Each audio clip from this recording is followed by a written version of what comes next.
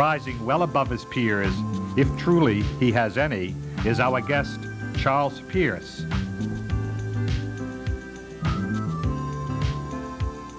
And now, to welcome Charles, here's your host and man of the half hour, Skippy Lowe. Charles Pierce, what is that on your jacket right there with those hands and those... Well, that's what it is. It's a hand with a little mink cuff. A mink cuff? Yeah, I bought it myself. How cute. And there's a diamond there, too. You bought it yourself. I buy everything myself. Don't people buy you things, Charles? I mean, really. Well, I do have a lot of things given to me. You have a lot of friends out there, Charles. But then they're always coming backstage with flowers, or here's a prop you can use in the show, and here's an old wig, and here's a new wig. Did they give you wigs, really? Sure. Oh, interesting. Yeah. Charles Pierce, Watertown, New York. Watertown, New York. I love Watertown. It's cold there in the winter. That's your home. Grew up there. As a kid, left, sure. And left and came to Pasadena Playhouse. Well, I was a radio announcer. Yes. Did not know that. Putting my pennies away, besides going to high school. Right. Then worked full-time 2 years after graduating from high school. Then I said, now I can do California. And I got on the old Santa Fe train, the old Super Chief. Fabulous. Made it west. I think it was May West, you go west, young man, or whatever it was. She gave me the idea. Gave me the idea to leave Watertown and to take up acting as a student at the Playhouse. That was a good Playhouse, still good, but that was considered very, very good at that time of those. Oh, it was. I had for 2 movies years. 2 years of, they say, the Ivory Tower. Yeah. I mean, it was. There was no outside world. It was a Pasadena Playhouse, and there were the plays, and there were the students, and there were the stars, and there was. It was an escape. Charles Pierce, but actor. You wanted to be an actor. To be or not to be. But you are a good actor. But how did you get into impressionist? Well, and we have to let's just do it very quickly then, because I graduated from the Playhouse, and I went back east. Oh, you did go back? Did summer stock. Charles Nelson Riley and I painted flats together. Did not know that. Yeah, for a couple of seasons.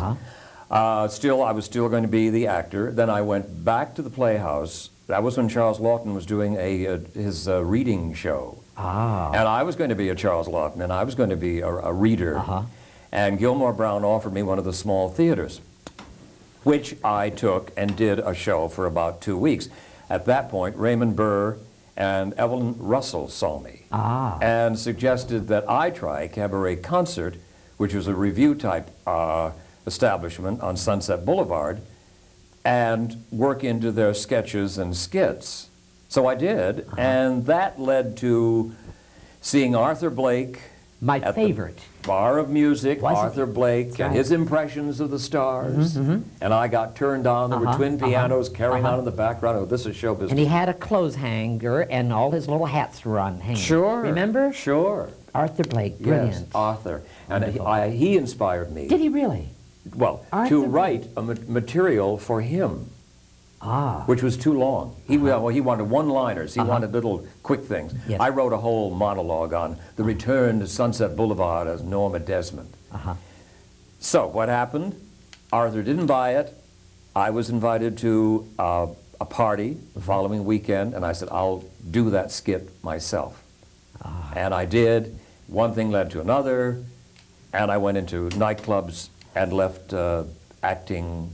And got into impressions. And nightclub work, I could be paid once a week But did you instead put of the once dress, every when year. did Charles Pierce put the dress on? In the heels? Well, I started you- out, yes, in a tuxedo. In a tuxedo, right. But when did that first happen, Charles? I was working a club in San Francisco, the Gilded Cage, for 6 years, and of course the same people kept coming in, night after night, week after week, year after year. And I felt I had to do something, and it was the time to get into a dress, time to put a wig on. Someone did my makeup. At that point, I was wearing a feather boa, for a Mae With West. a tuxedo, right. And so it was a gradual development. It wasn't like, oh, I'm going to be in drag and out of the closet. No. You closed Cyril's. You were the last act. You remember that? Yes, Oh, right. God. You were the last act on Sunset Boulevard, where the Comedy Store is now. That's right. I did the last It was act. known as Cyril's. That's right. Great club. Great. The last you had act. Who were there the last night? Tell me about the last performance. Who were some of the stars in the audience, Charles? John Gielgud, Sir John, Roddy McDowell, Cheetah Rivera, Charles Nelson Riley. What a night. Yeah, That it really was. It was the closing night of Cyril's. Well, it was the closing night of my act. They kept on going, but not nightclubs. There was something there, like she served food or whatever was the owner. Yeah. Tell me something. San Francisco. Is that your favorite city? One of my favorites. I have Los Angeles, San Francisco, New York, and London have all been most kind. Miami Beach. What was your first ladies? The first lady that I ever did? Ever did. Eleanor Roosevelt. Really? Yes. Eleanor Roosevelt. Franklin, Franklin, my dears, my day is a busy one. See, That. need the hat. We need the hat and the little gray wig and the fur That's to all get you into the needed. character. You can still do your voices. Mae West was another original one. In fact, you see, I am basically and literally just out of the closet, and I'll tell you why. Because I've had my act on the shelf now for a couple of months. Cleaning out closets today, rearranging. I came across a tape, and it's a 3/4 inch. I gave it to the engineer. Oh, I'd like to see it. Do we dare take a chance to see what's I even would on love it? it. Because I have no idea. I just said You play don't it. know? I'd love to see that tape. Right Let's now. let's Let's play it. Let's see okay. it. Oh, great. I've always said that sex is a misdemeanor. The more you misdemeanor you get.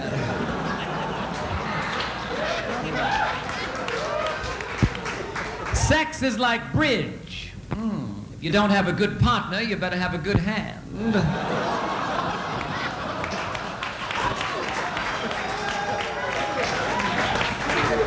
Deal me a night, deal me a night. Sex is like snow. You don't know where it's coming from, how many inches you're gonna get, or how long it's gonna be around.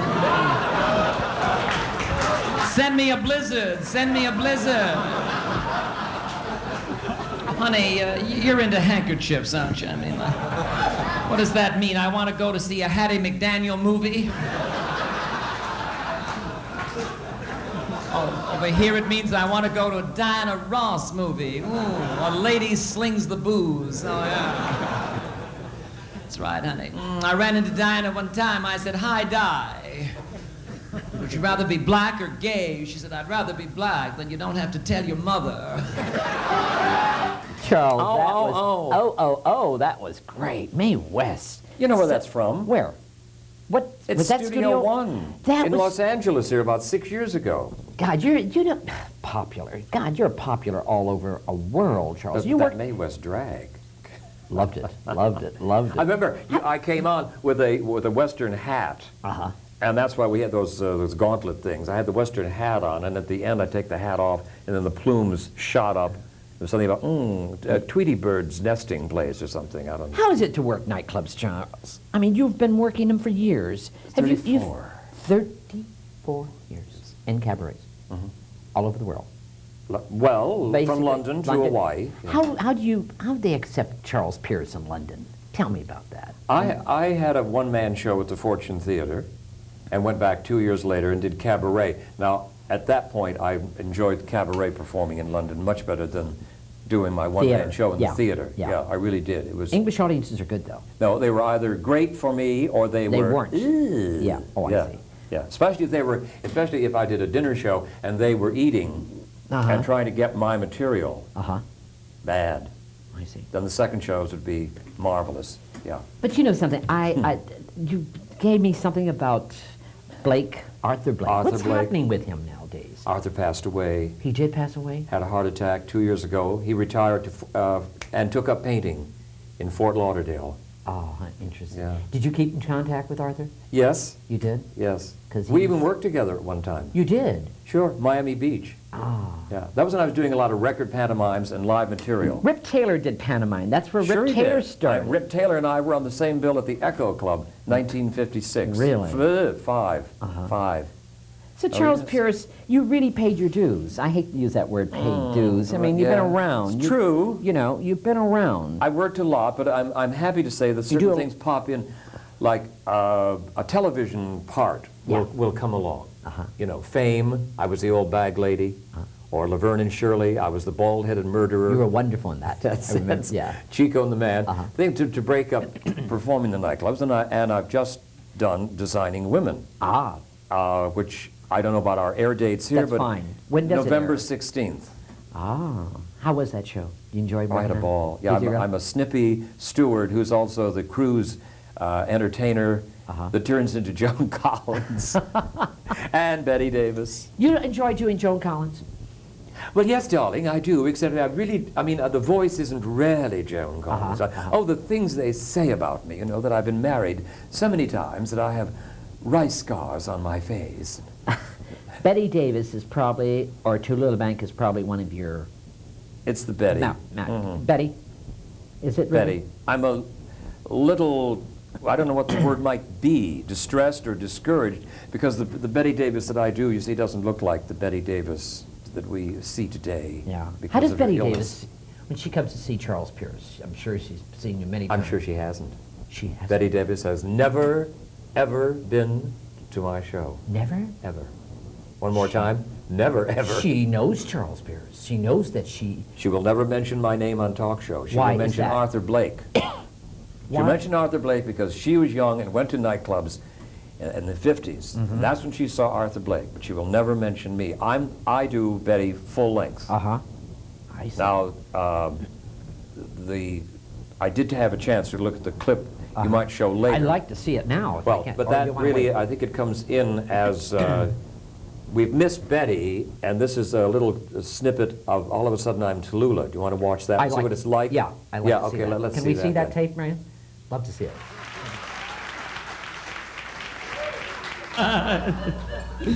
I mean, you know you're getting fat when the crotch on your caftan is tight.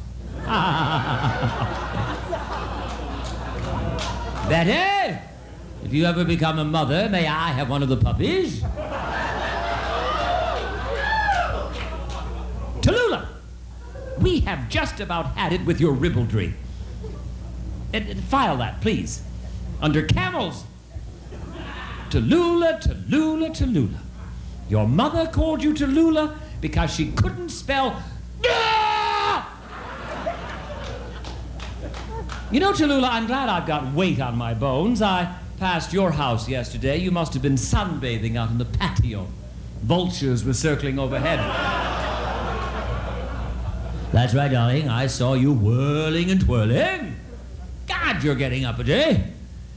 I remember you when you didn't even have a star on your dressing room door. Yeah, and I remember you, Tallulah, when you didn't even have a door on your dressing room.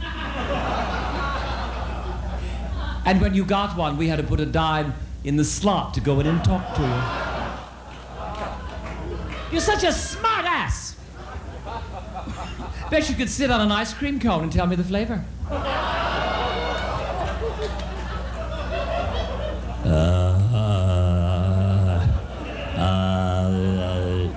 It's puce, darling, the color of your tongue, which at this moment is digging your grave.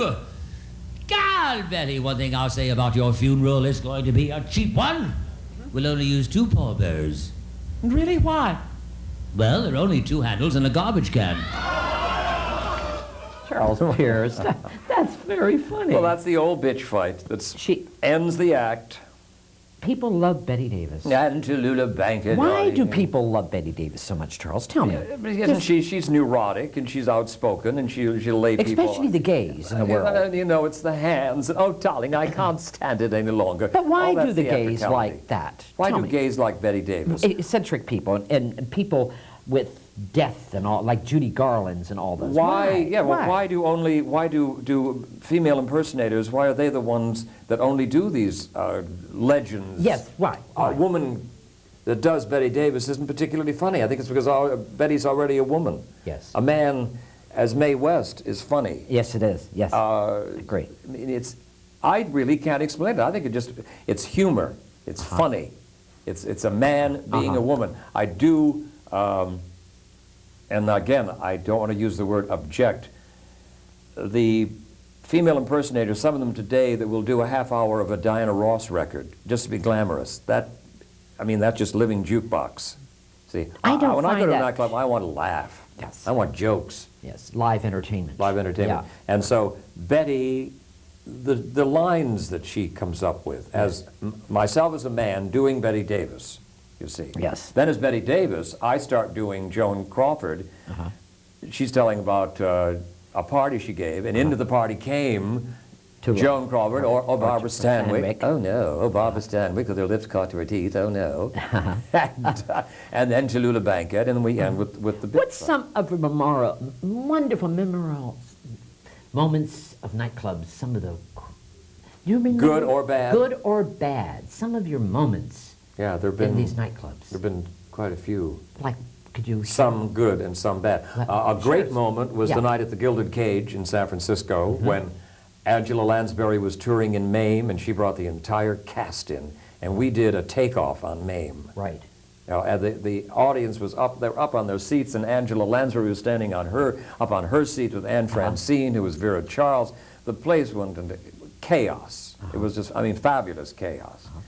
Another time, I berated a friend of a club owner. He had shown a friend of his through my dressing room in the daytime and disturbed a prop.